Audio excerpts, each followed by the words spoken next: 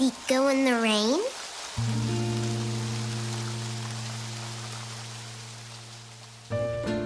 Mommy!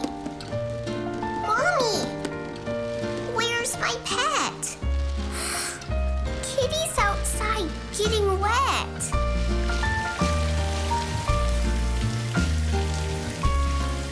What is rain?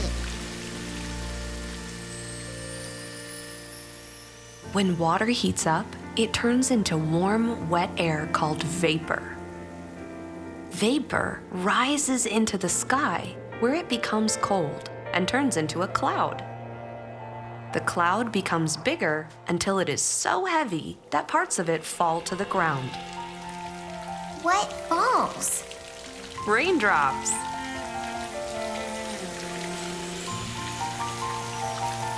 Kitty will find a place that's dry. Let's look for Kitty. Want to try? Do cats like rain? No. Water makes a cat's fur feel very heavy. Cats' ears cannot keep water out, and they don't like the way it smells. For Kitty, it's rain, rain, go away.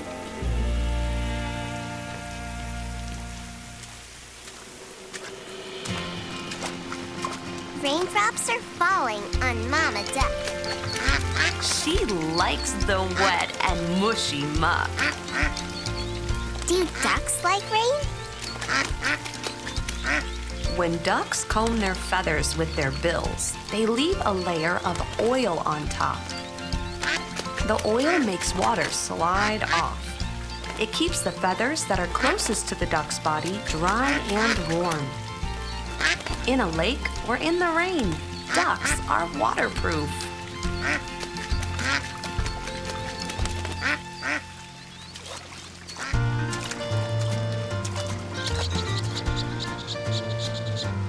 Rain won't scare a squirrel away. He stays busy on a rainy day. Do squirrels like rain?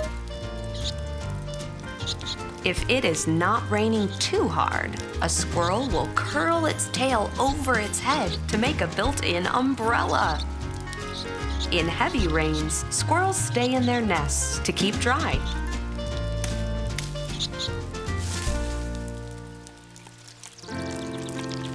Brown beetle's shell is shiny and hard. He doesn't mind a rainy yard. Do beetles like rain? A beetle has a hard, shell-like covering that prevents it from getting soaked.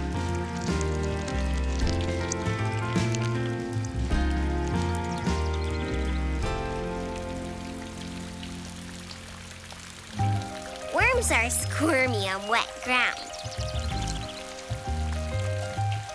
They squirm and wiggle all around. Do worms like rain? Yes. Earthworms mostly live and travel underground because they need moisture all the time. After it rains, you will see worms because it is wet enough for them. They can wriggle along much faster above ground.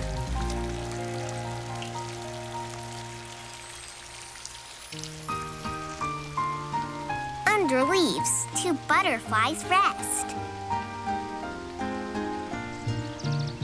Keeping wings dry is what's best. Do butterflies like rain? Rain makes butterflies too cold to fly. They hide out in protected spots called roosts until the storm passes. When the sun comes out, so do the butterflies.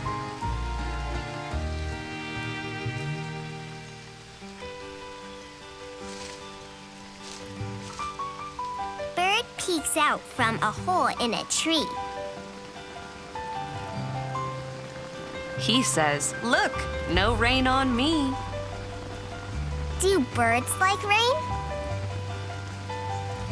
Some do, some don't. Most small birds tuck themselves away in nests or the inner branches of a tree or bush, or under anything that will keep the rain off. After a rainstorm passes, you can go outside and listen for all the birdie chirps.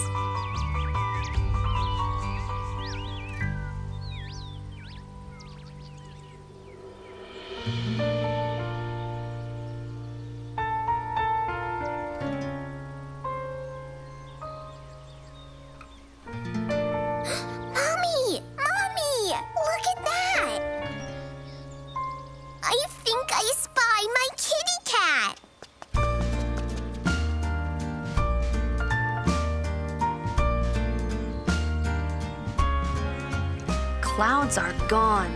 The sun is high. Here's my kitty. Warm and dry.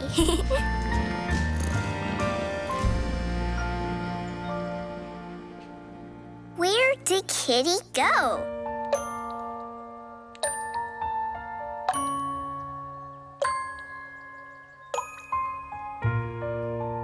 Where does Kitty go in the rain?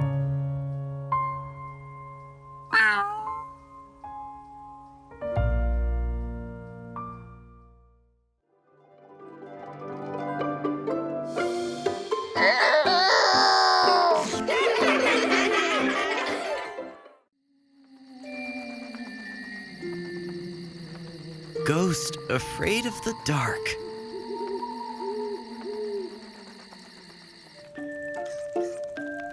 One Halloween, and this tale is true, there once was a ghost, and his name was Boo. Boo carved pumpkins. He loved trick-or-treat. He liked to have fun and parade in the street. October nights should have been such a lark, but poor little Boo was afraid of the dark. Boo stamped his foot, he yowled, and he glared. It just wasn't right for a ghost to be scared. I need some help, he said with a groan. It's really too hard to be brave on my own. So he decided to go visit a few friends. Boo went to see Witch, who was stirring a spell. She gazed in her cauldron and breathed in its smell.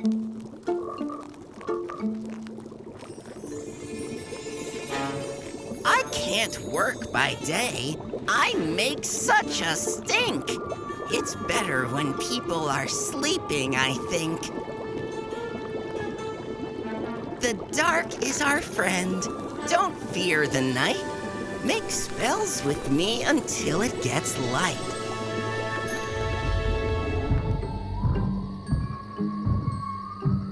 Boo went to see Frank, who was having a ball. He skipped and he boogied all down the hall. I can't dance by day. People would giggle. But when it gets late, I just want to wiggle. The dark is our friend. Don't fear the night. Dance here with me until it gets light. Dracula's house was only next door. When Drac swished his cape, his feet left the floor. I can soar by day. There's no fun in that. The night is the time I turn into a bat. The dark is our friend. Don't fear the night. Come fly with me until it gets light. Werewolf was waiting, bushy and hairy. He didn't think that the darkness was scary. I can't howl by day. It's really too soon. I need to stand in the glow of the moon. The dark is our friend. Don't fear the night. Shout out with me until it gets light.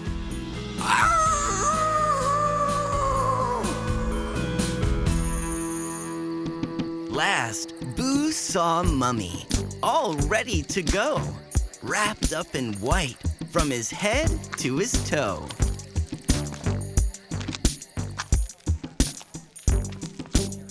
I can't walk by day with bandages trailing. People would trip and then they'd start wailing. The dark is our friend. Don't fear the night. Dress up with me until it gets light. Boo floated home, his face full of smiles. This was the best time that he'd had by miles. The dark is my friend. I don't fear the night. I had so much fun until it got light. It was my buddies that helped me to see. I'll throw them a party. A thank you from me. Boo closed the drapes, the house filled with gloom. He needed darkness for his party room. All of that day, he prepared for the eve, hiding all kinds of tricks up his sleeve. Along came the chums that Boo wanted to thank. Witch, Mummy, Drac, and then Werewolf and Frank. "Hey!" shouted Boo as he opened the door. "Let's stay up late. This is no time to snore." The dark is our friend. Don't fear the night. Party with me until it gets light. Boo and his pals had a spooky old time with cobwebs and candy and pumpkins and slime. They made stinky potions. They learned how to fly. They dressed up in rags and they howled to the sky. The night was a hit, packed with wonder and thrills. Then Frank put on music and showed off his skills. The glitter ball turned and the beat sounded thumpy. Boo's feet were skippy and twirly and jumpy. The monsters clapped and sang "Hey Diddle Diddle." And there was young Boo dancing right in the middle. He got faster and faster. It was quite a show. Then all of a sudden, Boo started to glow. What a magical sight that little ghost made, shining and glowing in every shade. The rhythm was fun, and the music was loud. But darkness had helped him stand out from the crowd. Being brave was not easy for scared little Boo, but he gave it a try, and look what he could do. Boo hadn't known. He'd never had warning. The little ghost shimmered until it was morning. And when it got time for the party to close, Boo gave a yawn and got ready to doze.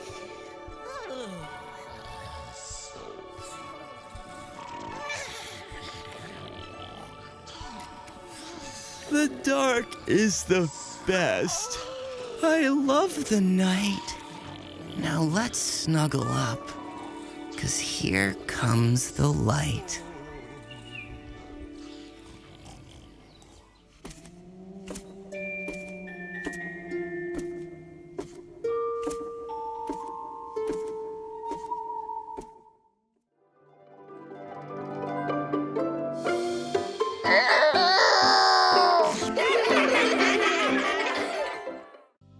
Nom Nom Shapes. It's food for thought. It's fun to be round. It's better to be square. Let's learn all the shapes. It's tasty and it's fun. With breakfast friends and food for thought, we'll learn them one by one. Circles. Circles have no points at all. They're smooth and round each way, like pancakes, eggs, or oranges you juice to start each day.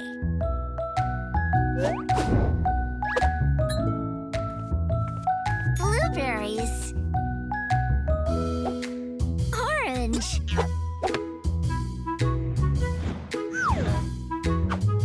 Egg. Grapefruit. Pancakes. Cereal. Did you know breakfast cereal has been around since 1863? Pancakes have circled the globe for thousands of years. Ovals. Ovals look like squishy circles, pulled up and stretched down. Rolls and eggs have oval shapes. They're not uniformly round. Sweet roll. Sausage. Egg.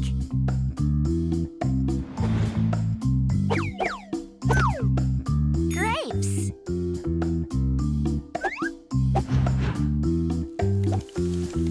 Cinnamon roll.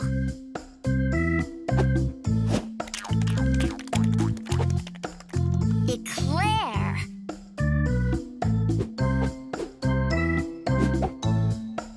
Brown egg. Did you know white eggs come from white hens? And brown eggs come from brown or red hens. Egg-citing! You two crack me up! Triangles. Triangles have 3 straight sides that 3 pointy angles make. You'll see them in a piece of toast or breakfast coffee cake. Toast. Coffee cake.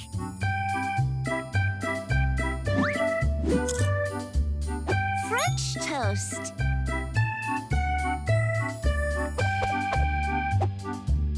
Strawberries. Quiche. Quiche is tasty. Don't be afraid to try it. Squares. Squares come with 4 sides. You know, each of equal size. Like waffles with square honeycomb to catch a sweet surprise. Beignets. Fruit tart. Waffles.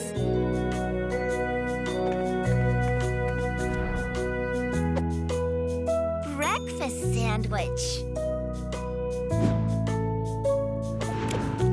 Melon cubes. Be sure to include fruit for a square meal.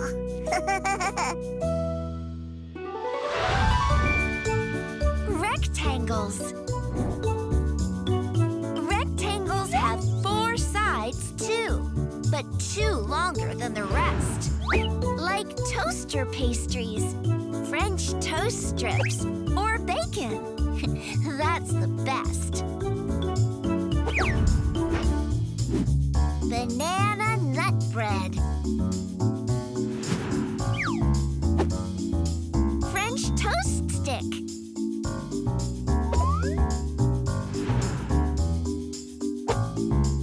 Egg carton.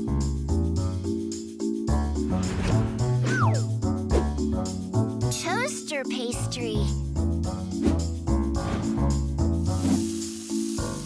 Bacon. Have a good breakfast every day. We're baking you. These puns are just getting warmed up. Pentagons, hexagons, octagons. Pentagons have 5 sides, and hexagons have 6. Octagons have 8, of course. Do you see each inside the mix? Cereal. You'll be a shapes expert after this. Seriously.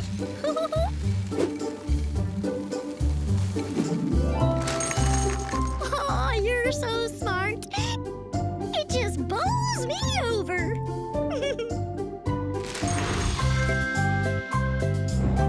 Many foods have lots of shapes.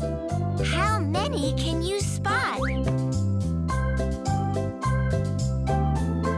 We'd give you another pun, but we've milked this enough.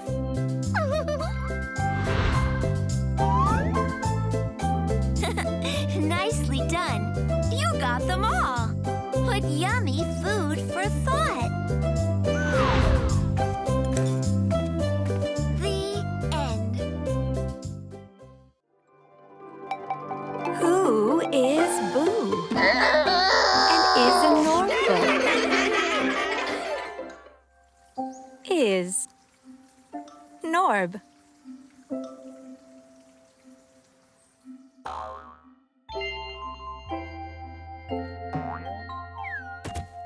Where are you? I'm digging for unicorn horns in the yard, but I just hit a thingamajig, and it's hard. Ooh.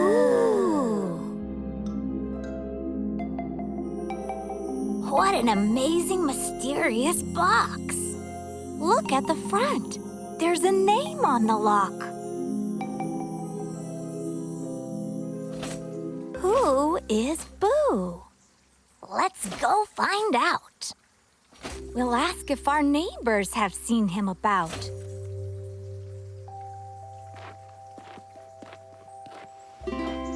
Hey there, Hugh. Who is Boo? Boo's a good bloke. Just ask Mopoke.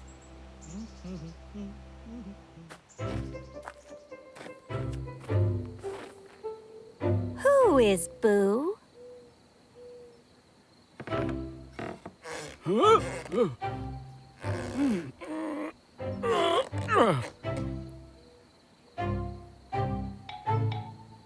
Boo's hurried. blurry fellow. What's the rush? I think he's yellow.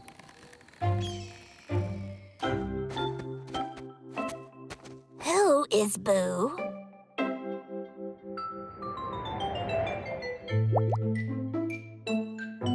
Boo is huge and midnight blue.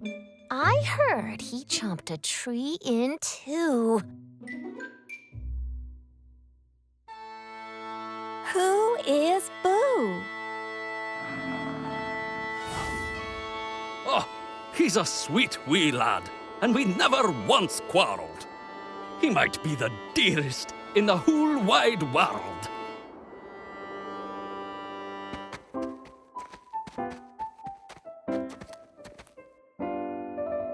Who is Boo?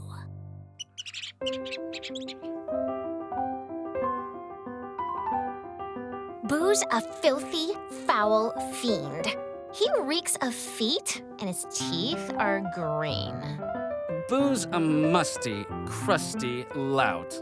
His shouts will blast your eardrums out.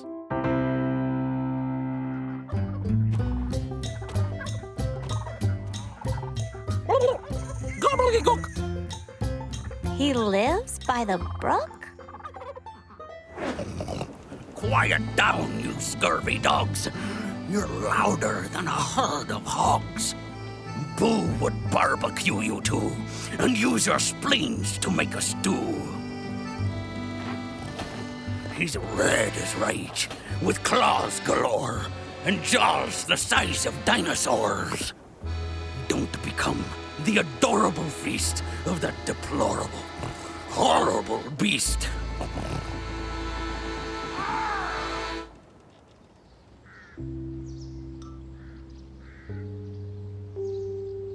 What should we do? Let's go say hi. I'm scared of Boo. Let's meet the guy.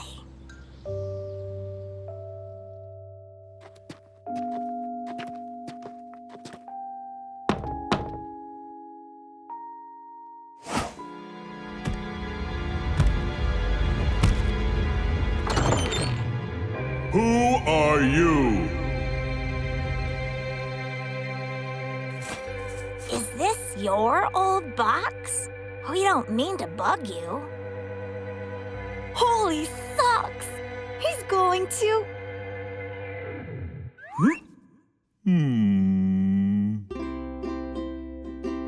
hug you? This beat-up box means lots to me. Please come in for snacks and tea.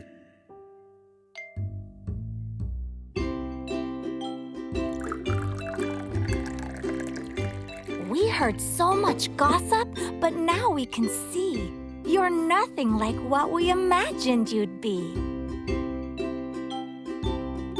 Fears can be clouds that fog up your view. And not every story and rumor is true. I'm usually fun, but sometimes I'm sad. Sometimes I'm sweet, and sometimes I'm mad.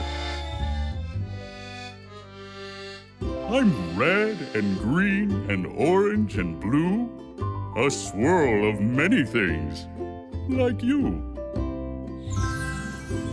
I am Boo, and I'm one of a kind. Get to know me yourself and see what you find. We like you, Boo. I like you too.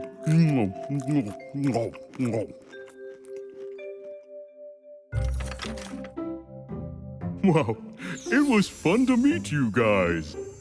Before you head home, I have a surprise.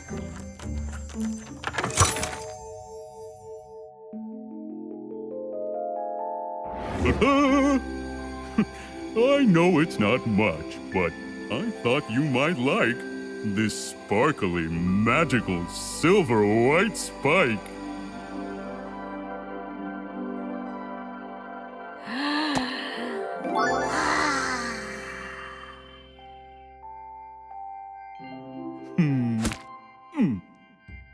now. The end.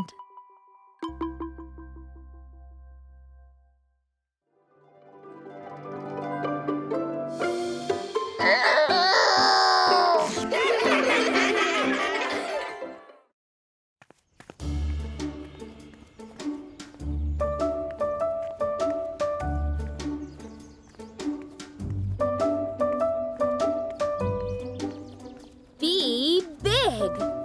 Beatrice's first day of first grade.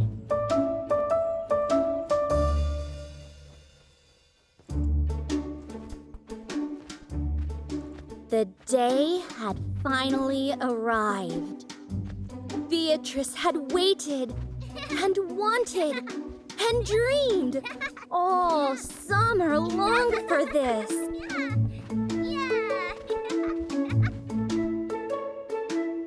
It was the first day of first grade.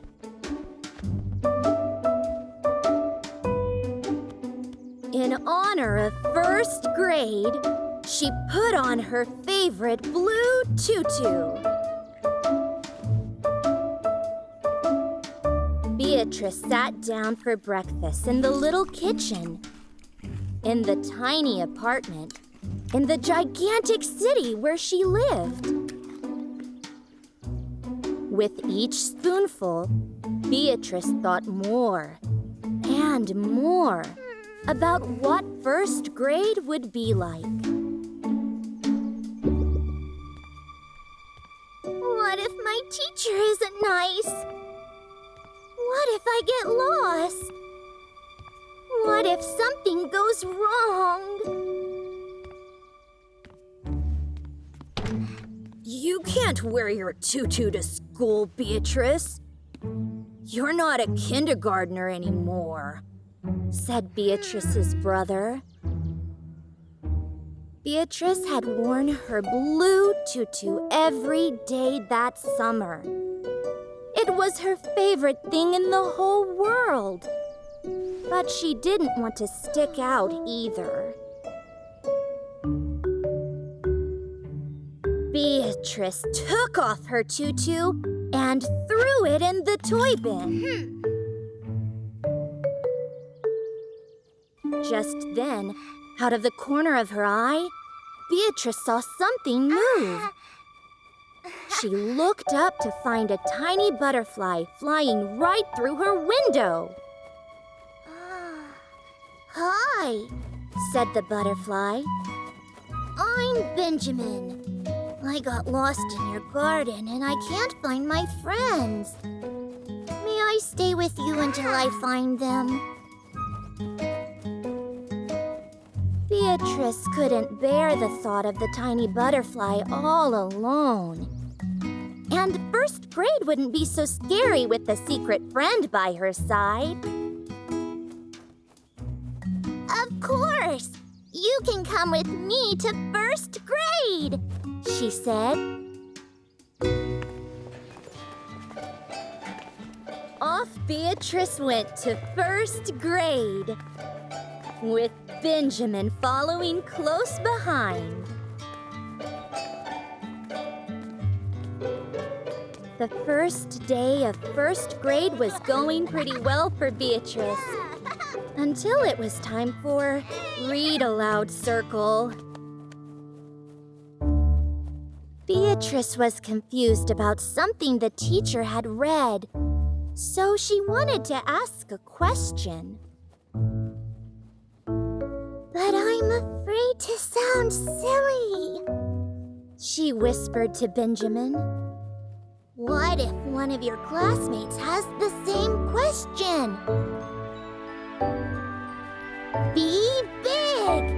Raise your hand high, said Benjamin. So Beatrice raised her hand.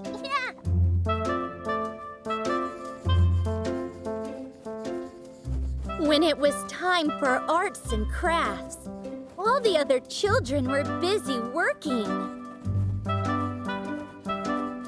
All but Beatrice. I have an idea for a drawing, but I'm afraid it won't look right, she whispered to Benjamin. What if your drawing inspires others? Be big!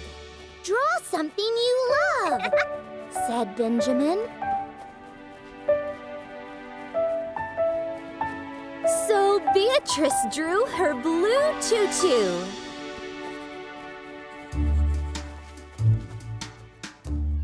On the playground, a few children were starting a game of leapfrog, and Beatrice wanted to play too. But I'm afraid they won't want to play with me, she whispered to Benjamin. What if you're the person who would make the game complete? Be big! Jump into the leapfrog fun, said Benjamin. So Beatrice jumped in.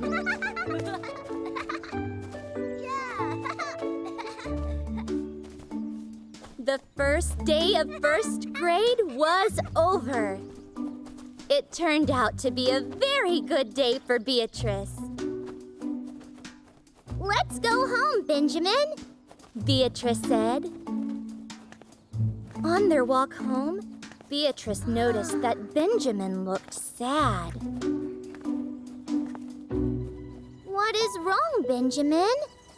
Beatrice asked. I had a wonderful first day of first grade with you, but I miss my friends, Benjamin said just as he was interrupted by voices coming from the garden. Benjamin! Benjamin!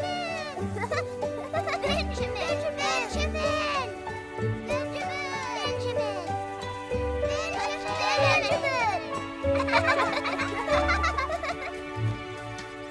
Beatrice, look! You helped me find my friends, said Benjamin. I am happy you found your friends, Beatrice said. Thank you for going to the first day of first grade with me, Benjamin. You are very welcome, Beatrice. I am glad you decided to be big today. Remember, it's okay to be afraid and be yourself anyway. Chances are, you're not alone, Benjamin said as he gave Beatrice a kiss goodbye. The next morning, Beatrice went to her second day of first grade wearing her blue tutu. How have you been big? What can you do to feel big?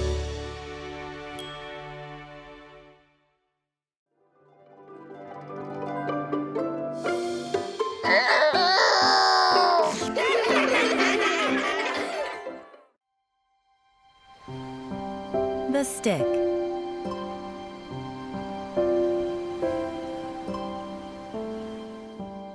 Once there was a boy who had no toys to play with. The other children in the neighborhood had lots of toys. Every afternoon, the boy would go to the park, sit under a big tree, and watch the other children play.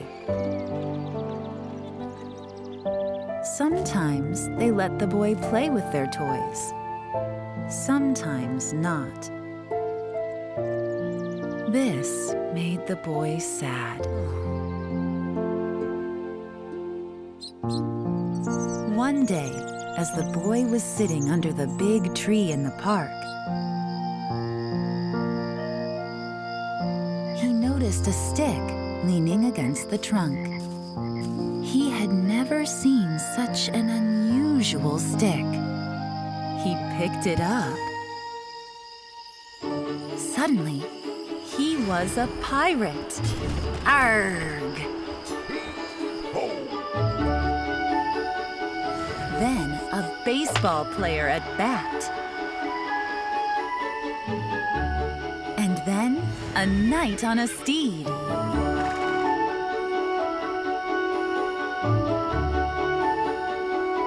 The boy noticed that there were words carved into the stick. He sang them like a song. Imagination lives in you. It's the fire in all you do. Use it well, and you can be anything you want to be. The boy carried the stick everywhere, and anywhere he was anything he wanted to be. At the beach, he was a fisherman. At the lake, he paddled a canoe. He was a hiker in the highlands, and his imagination grew. Time passed, and the boy grew up. With the stick's inspiration, he became everything he wanted to be.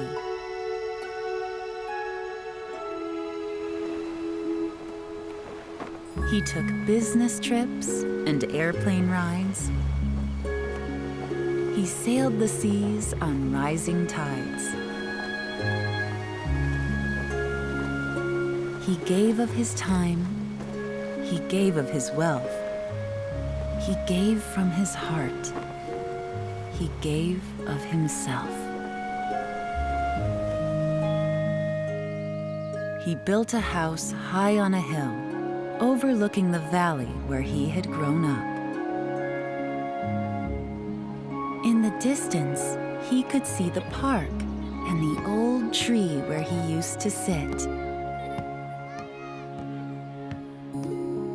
As the years passed, the boy became an old man. But each day, he took his stick with him to the park and sat on a bench near the tree where he had found the stick so long ago. He would sit for hours and watch the children play. All of the children seemed to have lots of toys to play with, except for one little girl.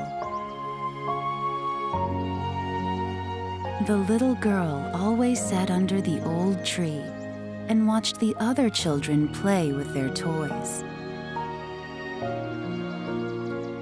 This made the old man sad.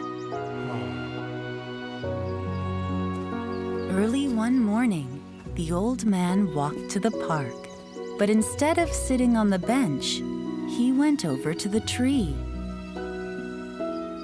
He leaned the stick against its trunk, walked to his bench, and waited. Soon, the children arrived at the park with their toys. He waited to see if the little girl would show. He saw her walk slowly toward the tree.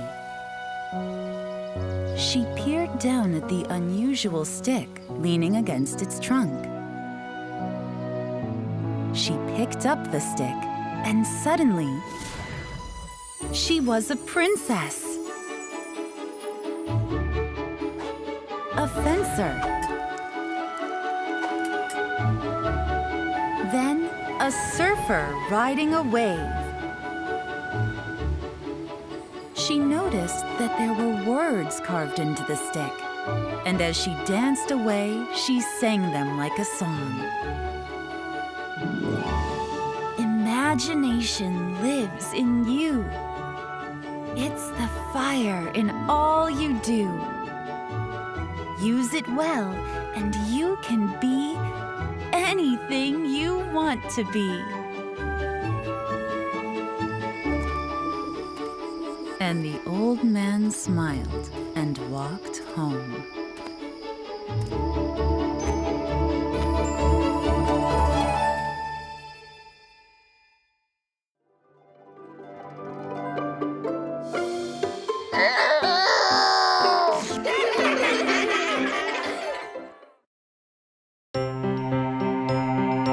So Few of Me by Peter H. Reynolds. Leo was a busy lad. No matter how hard he worked, there was always more to do. Maybe making a list would help. Leo's list of things to do grew and grew. So few of me and so much to do. If only there were 2 of me. Just then, there was a knock on the door. Leo opened the door and blinked and rubbed his eyes. It was another him. The new Leo grabbed the list and said, 2 of us will get it done. He was helpful, but found even more to do. A third Leo joined the 2. How about 4? 4 makes a fantastic team. But maybe a 5th would be even better. Still not enough. A 6th came in to help organize the lot. After meeting for hours, they decided they needed a 7th. With 7 Leos, there was 7 times as much work. Leo sighed and said, we'll need 8 just to catch our breath. The 8 Leos worked furiously. Maybe 9 Leos would get it done? No. Add 1 more to make 10, each one busier than the next. Leo, Leo, Leo, Leo, Leo, Leo, Leo, Leo, Leo, and Leo paused to review their list. Back to work! 9 Leos shouted. No time to stop! No time to rest! But Leo himself was exhausted. He slipped away to take a nap. Leo awoke to 9 other Leos staring at him. What were you doing? They demanded. I was dreaming, Leo said softly. Dreaming was not on the list, they roared. Leo smiled, still savoring his dream.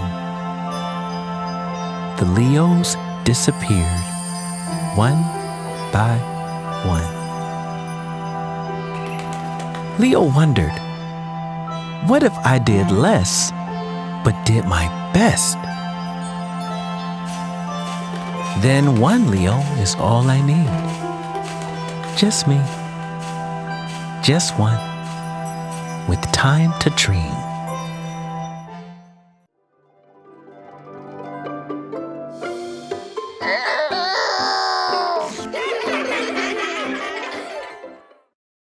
Goldilocks, written by Leslie Falconer, pictures by Chris Lynch.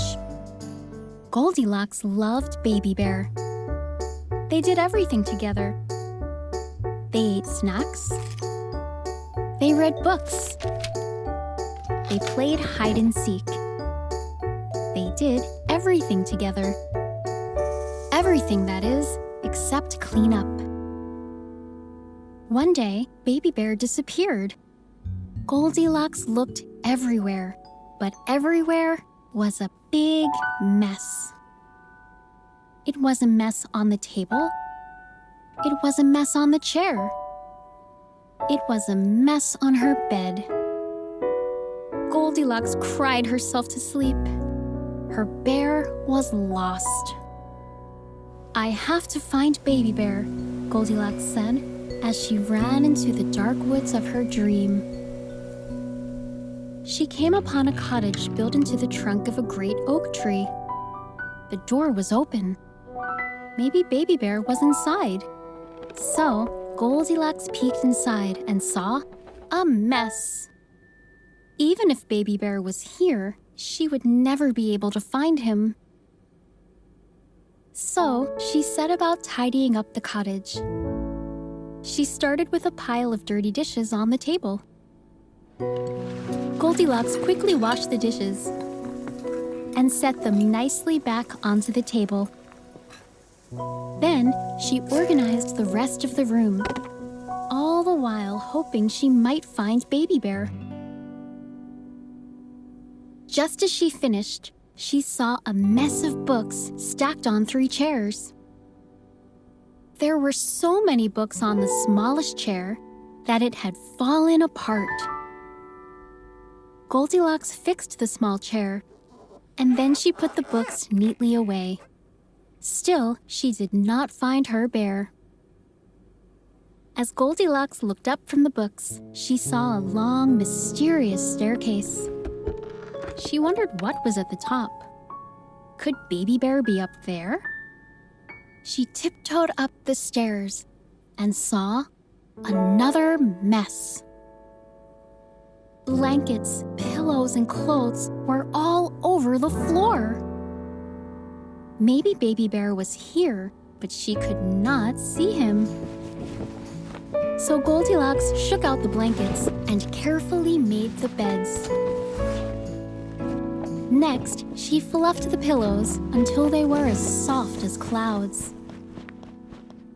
And finally, she put the clothes away.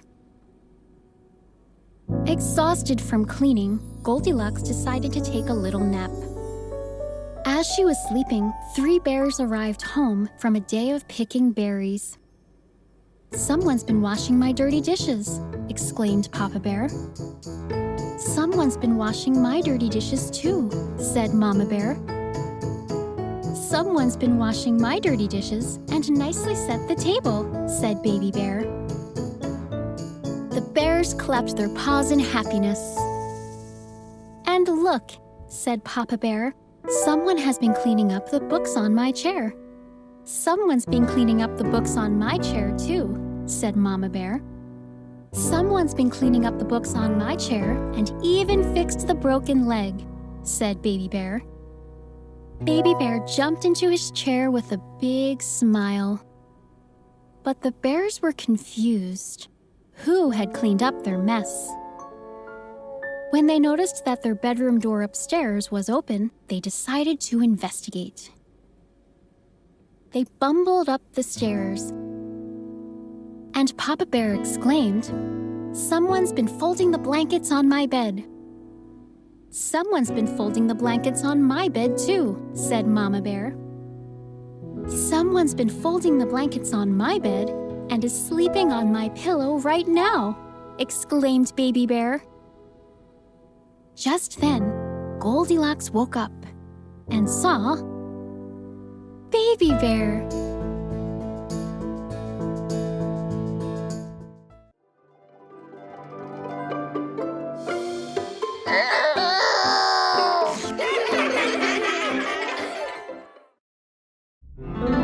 Courageous people who changed the world.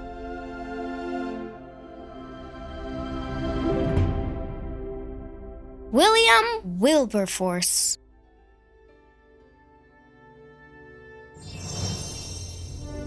It is inconceivable that we could be bored in a world with so much wrong to tackle. Little William saw people from Africa being taken as slaves. He knew he had to do something.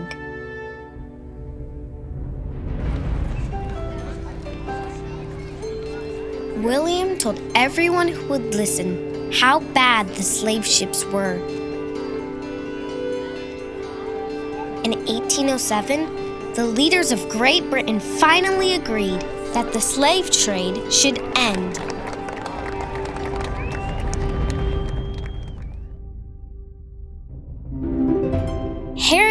Tubman. You have within you the strength, the patience, and the passion to change the world. Little Harriet did not like being told what to do, but because she had dark skin, that's exactly what happened all day long.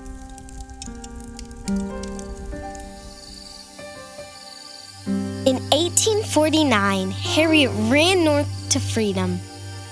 She helped others escape too. People called her secret path the Underground Railroad.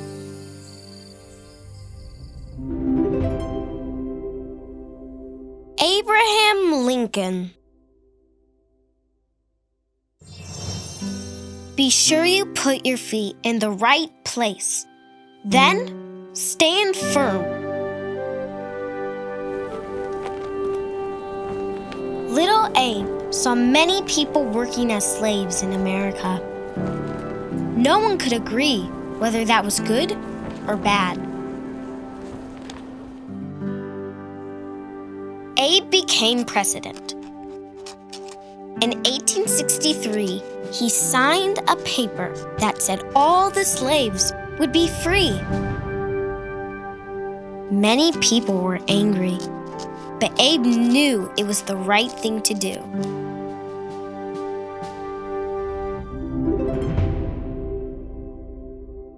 Susan B. Anthony.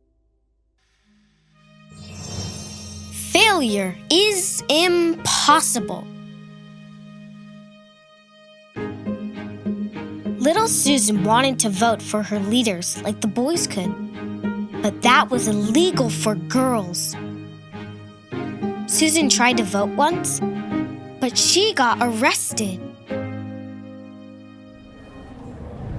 Susan spent her whole life telling people that everyone should be treated equally.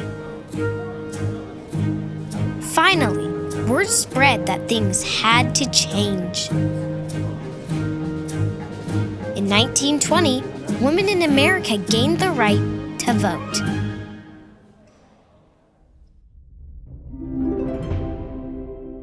Mahatma Gandhi.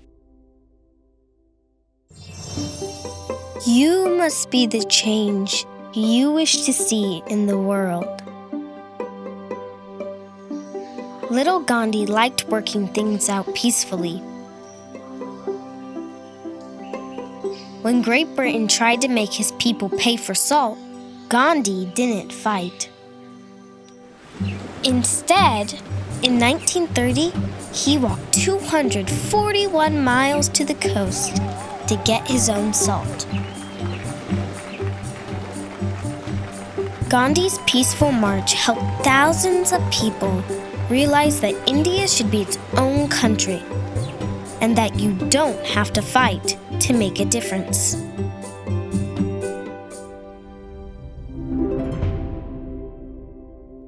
Rosa Parks.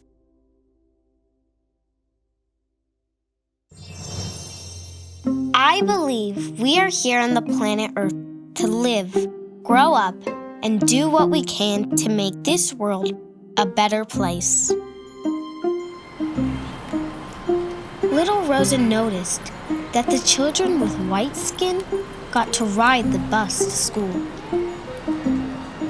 Children with dark skin had to walk to an older building.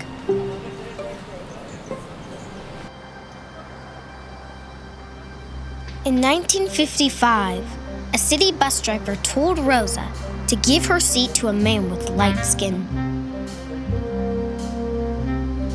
Nope, Rosa said.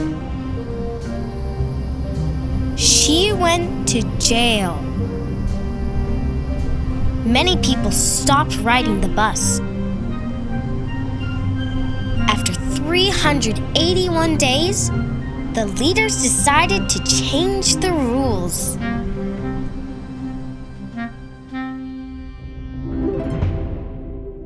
Martin Luther King Jr. The time is always right to do what is right. Little Martin went shoe shopping with his dad. The owner said, "We only serve people with dark skin in the back." They left the store instead.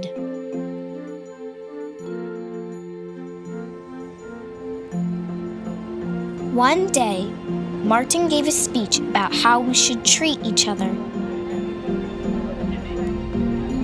"I have a dream," he said.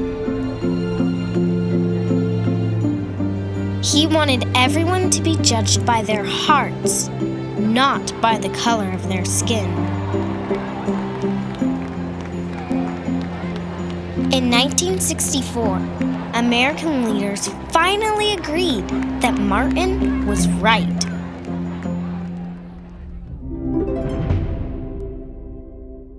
Malala Yousafzai. One child, one teacher, one book, one pen can change the world. Little Malala loved to learn. But in Pakistan, where she lived, some people said girls shouldn't go to school. Some people tried to stop her. Brave Malala didn't back down. She insisted that every child should go to school.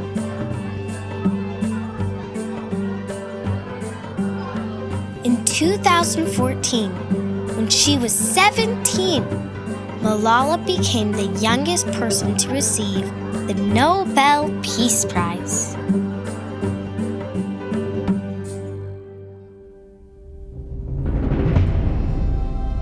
These heroes stood up to make a difference in the world. What kind of hero will you be?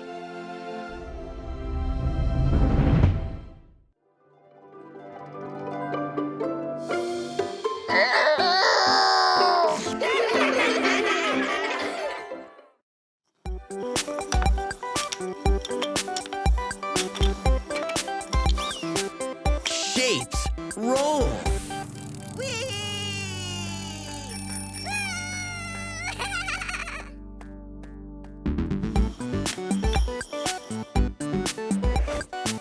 Triangle. Hi.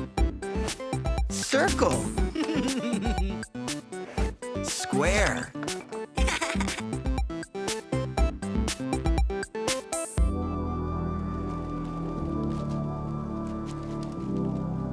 Shapes in the sky. Shapes on the ground. Shapes are everywhere. Look around. There are shapes that roll. Shapes that can't. Shapes have sides that angle and slant.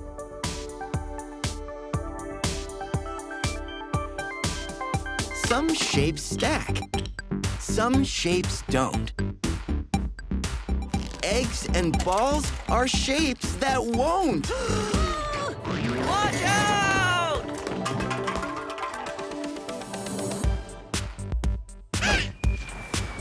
Shapes to throw. Shapes to share.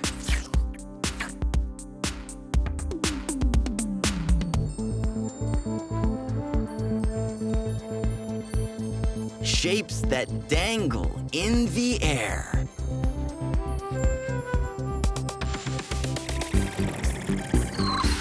Shapes for stop. Shapes for go. A house has many shapes to show.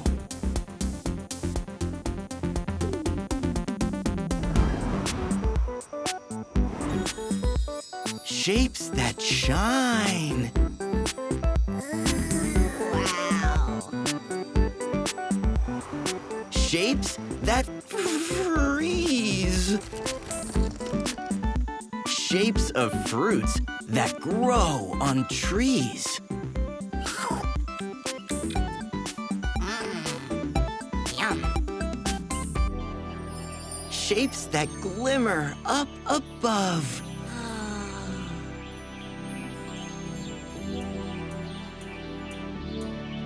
Shapes that make you think of love. Shapes to open. Hi. Shapes to close. Bye.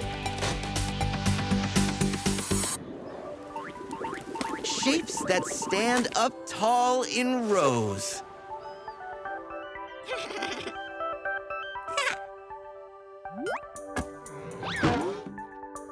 Shapes that teeter. Shapes that play.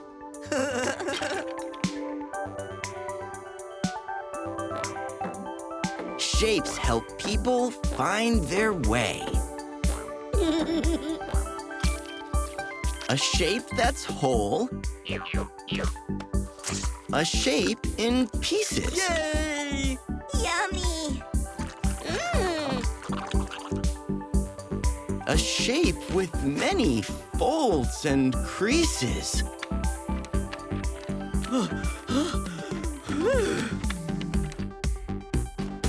Shapes are heavy.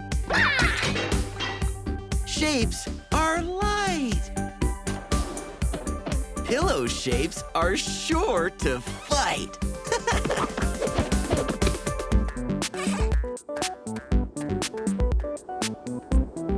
Spheres are round. Circles are flat. Squares lie down.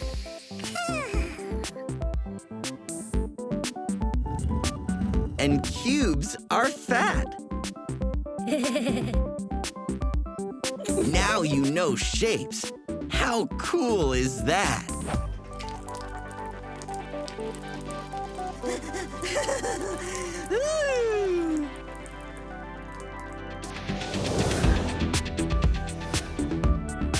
Do you see the arrows, the circles, and the squares? Do you see the stars and hearts and ovals everywhere? Triangles, rectangles, diamonds, and pentagons of blue. Wow! Crescents, octagons, and semicircles. Do you see them too?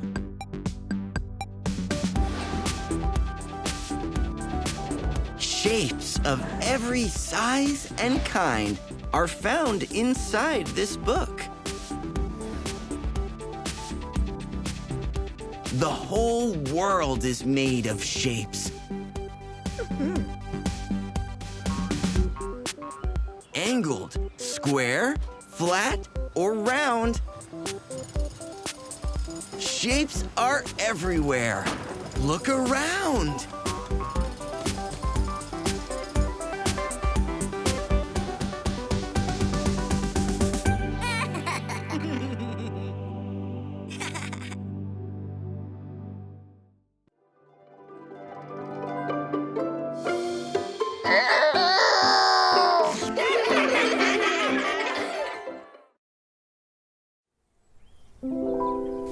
Flora, a botanical pop-up book.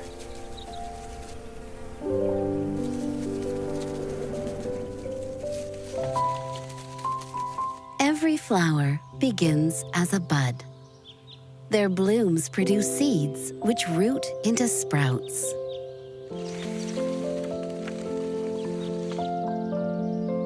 Spring brings rain and warmer weather, which encourages plants to produce flowers.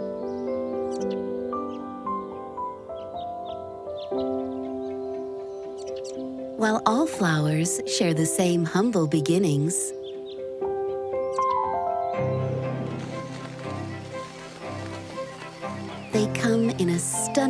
range of brilliant hues and exceptional shapes.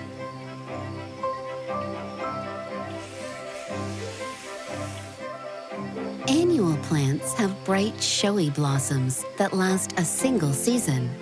Perennial plants survive many years and tend to have smaller flowers.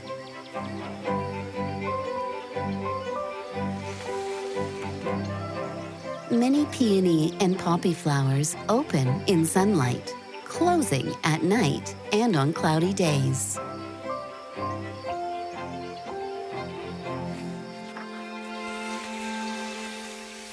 Jasmine flowers release their fragrance after the sun sets to attract nighttime pollinators.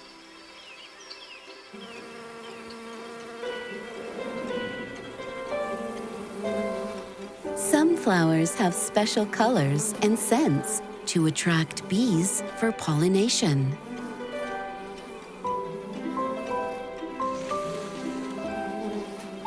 Bees turn nectar into honey to feed the colony.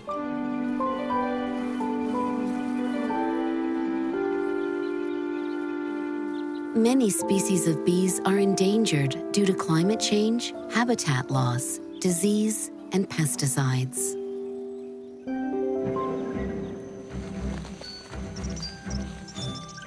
Sweet floral nectar feeds tiny animals and insects. In return, they share their dusty gifts of pollen with other plants.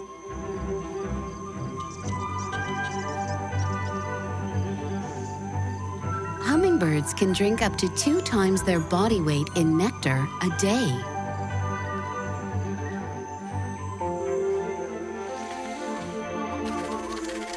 When butterflies land on flowers, pollen is transferred to and from their legs.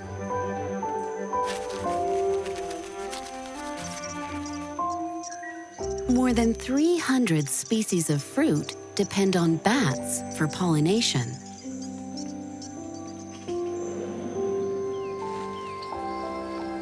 Flowers produce fruits and seeds after pollination.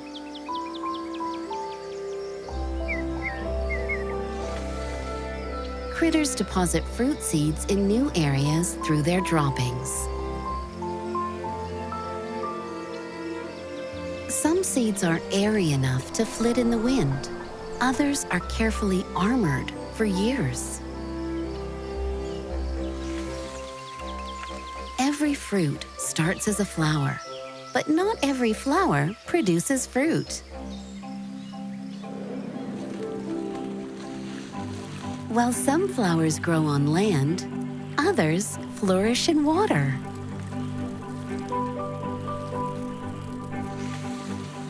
Aquatic plants nurture wildlife by filtering water, creating oxygen, and providing shelter.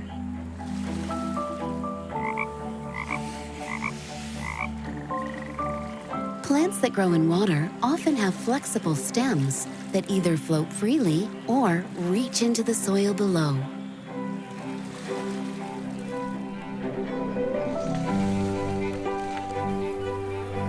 Life is enriched by flowers in many ways. With purpose and beauty, they help nature survive and thrive.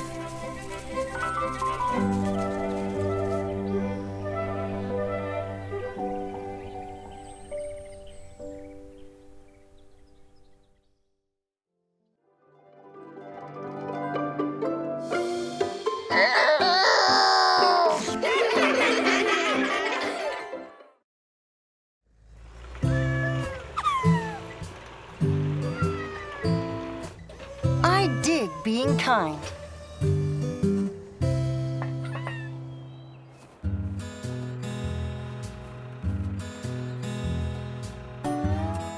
The sun is rising. Backhoe will find holes to dig, things to carry. It's a new day to be kind.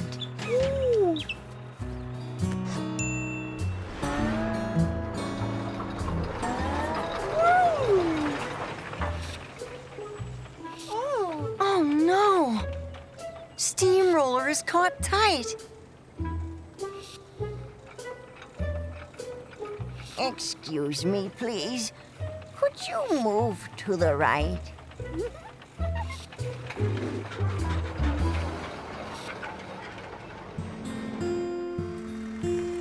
Someone is sad.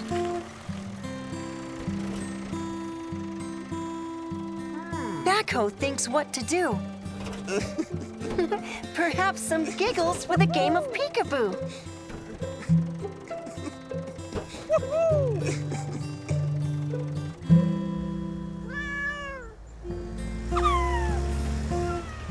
A little kitty is stuck in a tree. Bulldozer will reach. Up, up, up. Now Kitty is down, safe and free.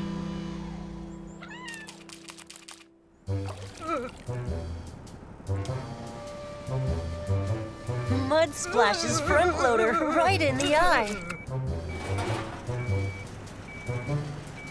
Water truck washes it off, spraying low, spraying high.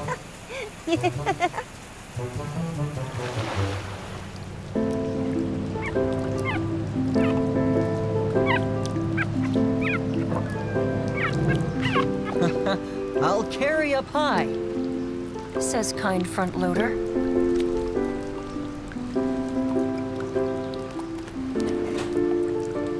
The puppy is dry. Phew, the danger is over.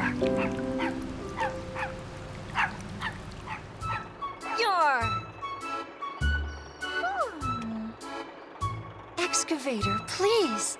We need a hole here. Yard! Dig and dump, dig and dump. Playtime is near.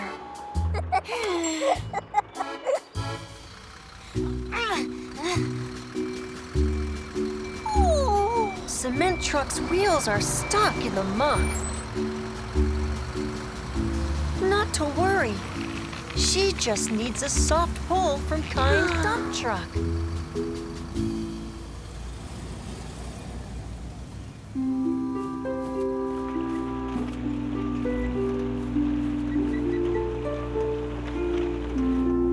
With the sun low in the sky, Teddy Bear is easy to find. Crane reaches down to share. All trucks dig, being kind.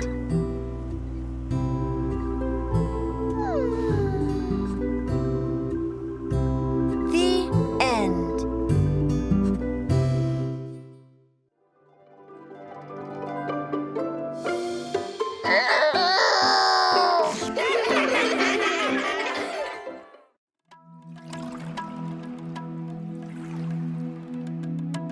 Beautiful hands.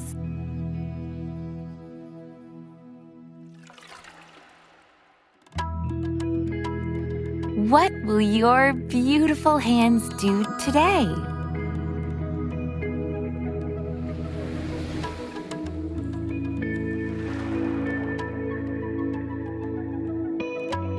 Will they plant?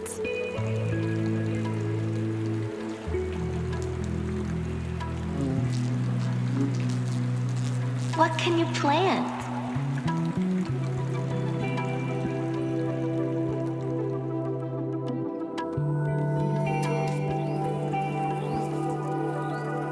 Ideas.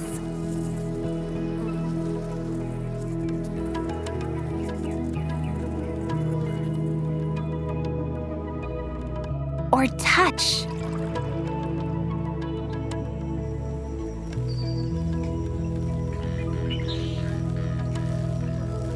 What can you touch?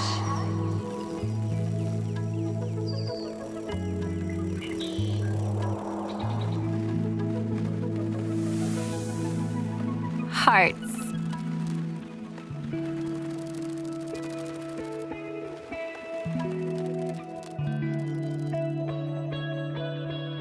Will they lift?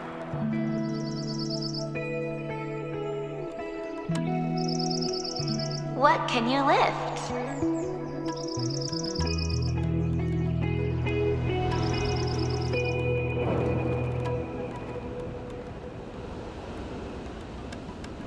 spirits?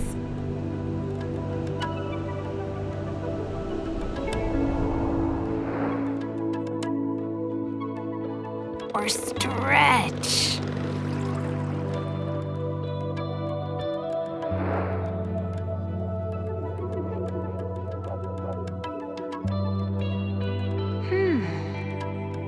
What can you stretch?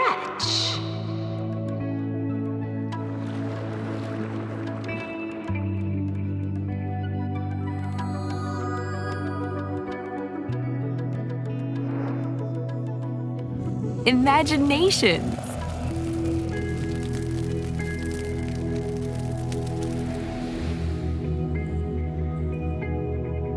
Will they reach?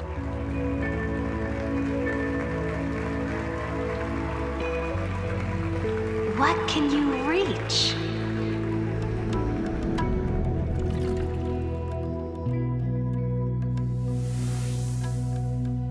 For love.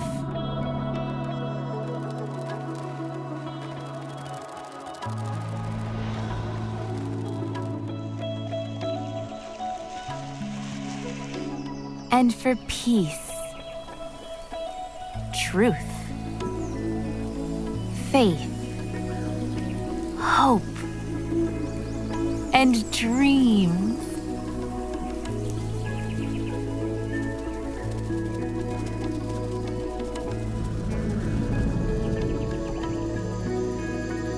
What will your beautiful hands do?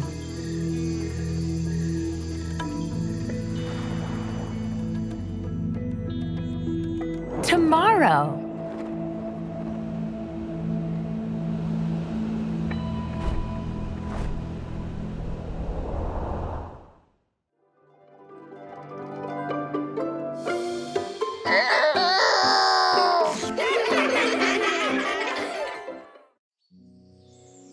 The road not taken.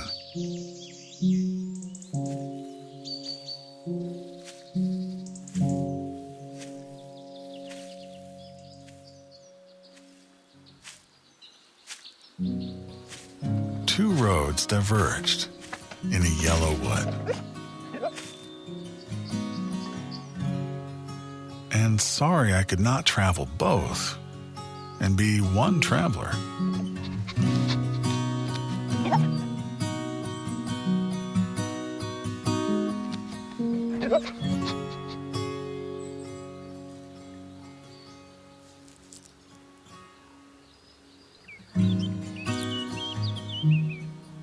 Long I stood and looked down one as far as I could to where it bent in the undergrowth.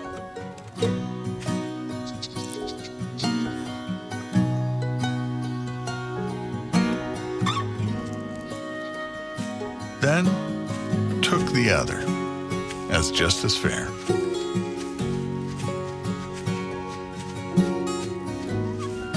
And having perhaps the better claim because it was grassy and wanted wear. Though, as for that, the passing there had worn them really about the same.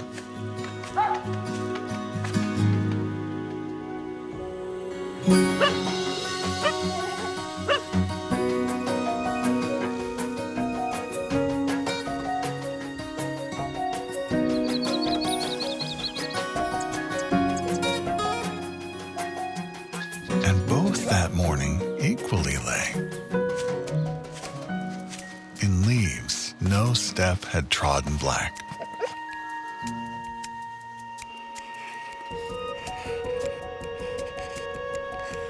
Oh, I kept the first for another day.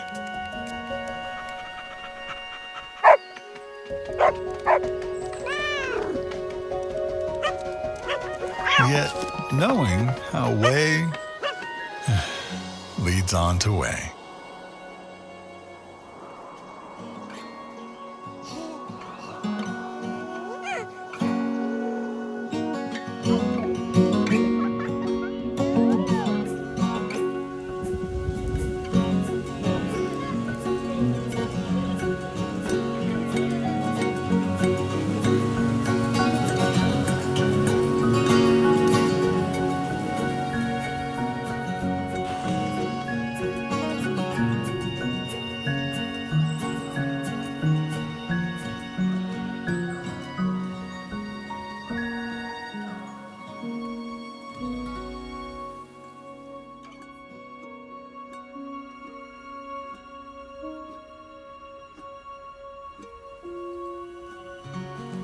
doubted if I should ever come back. I shall be telling this with a sigh. Somewhere ages and ages hence, two roads diverged in a wood, and I took the one less traveled by.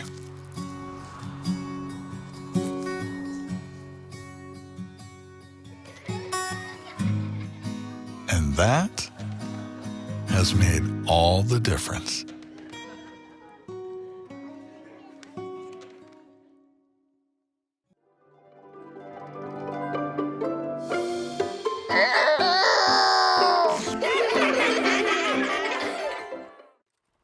Come along, kids. Hi, Officer Gabby. Hello, kids. Let's meet a police officer.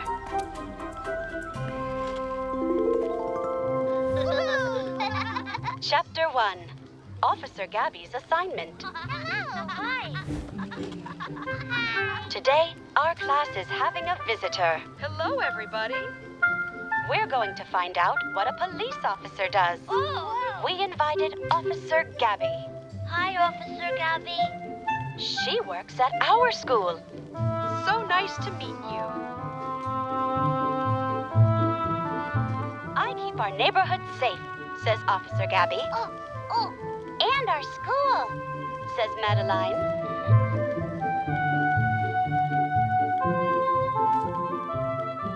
Officer Gabby is a school resource officer. That's her assignment. Making students safe is her job. You are important to me, so I need to keep you safe. Please stop. She stops cars at the crosswalk. It's okay to cross now, kids. Thank you. And she warns us about strangers. Never take rides from strangers.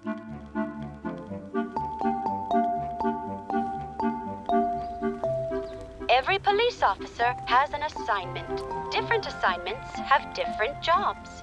Traffic officers give tickets. Field training officers teach new officers. School resource officers help students.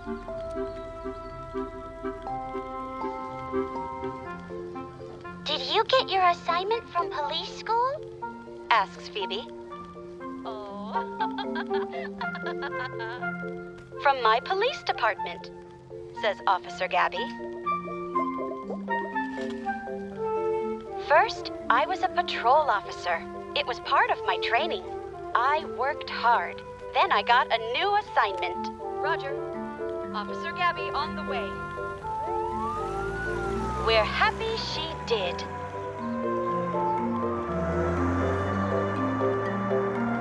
Officers start training in school. Their school is a police academy. They go to this school after they finish high school. They study the law there. They practice directing traffic and other skills. The academy helps them get ready for their assignments.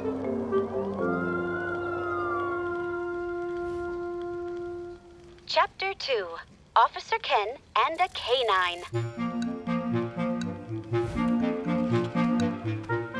Most officers wear a police uniform.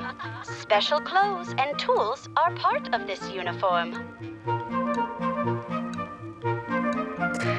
1051 at 1422 Pine Street. Officer Gabby's uniform is talking. Whoa, whoa. Go for Officer Gabby. Officer Gabby, please report in. Roger. What's that noise? Asks Beckett. My police radio, she says. Officer Ken is on patrol.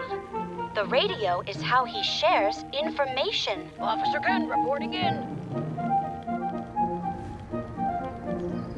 Officers talk over a police radio. They use numbers. Some numbers are paired with 10. The pairs are instructions. 1051 is tow truck needed. 104 is I hear you. Using numbers is a fast way of talking.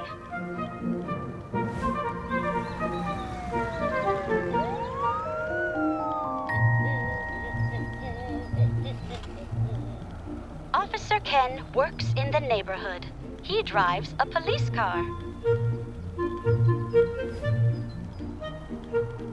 Police cars have technology tools. A radio sends messages. A camera records what officers see. There's even room for a computer. Officers look up cars' license plate numbers. They also type reports.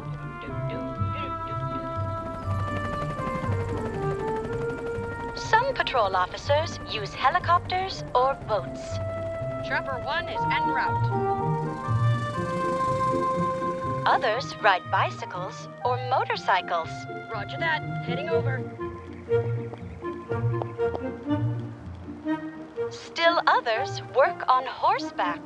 Giddy up, Officer Carrots. Let's go. Patrol officers get information on the go. They use technology to help them do their jobs. Halt! Who goes there? Officer Ken has a canine partner. Canine partners are also called police dogs. Officer Ken's canine partner is named Badge. Keep an open eye, Badge. There's trouble afoot. Sniffing out things is a canine partner's job. Badge finds people and hidden objects. And he wears a uniform, too. All right, Badge. Start smelling.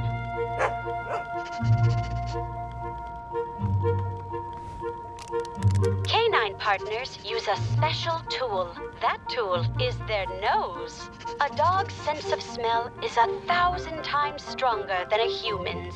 Police dogs can follow a trail for miles. They can pick up a scent underground. They can even smell things underwater. Chapter 3, Team Safety. Oh, what is your question? Do officers have people partners? Asks Ben. Many do, says Officer Gabby.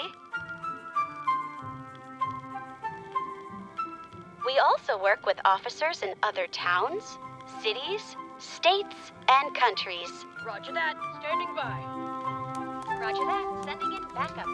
By teaming up, we can keep you safer. Code 4. We got him. Go Team Safety, says Ben.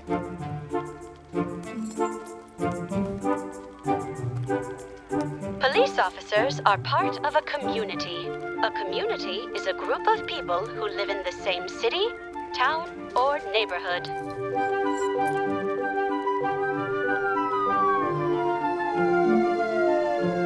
Not all police officers work in a neighborhood. State police patrol highways. They keep roads safe across the state.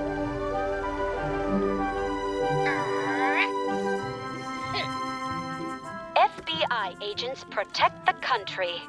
They gather information to fight crime, and they help catch people who break the law. Your fingerprints were found at the scene of the crime. We know you did it. Tell us why. FBI headquarters are in Washington, D.C.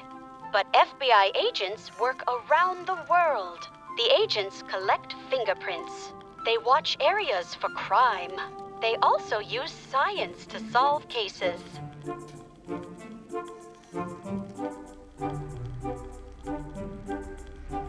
Even we help Team Safety.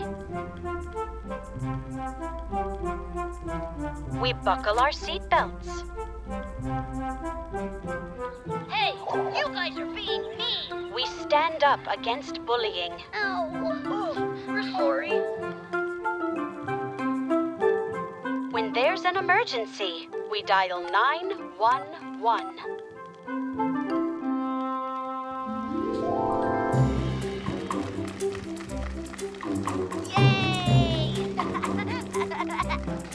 Officer Gabby makes our neighborhood safe. So we give our neighborhood helper a hand too. Give her a round of applause, kids. Thank you. Thank you. Thank you. You're welcome. It was my pleasure to be here.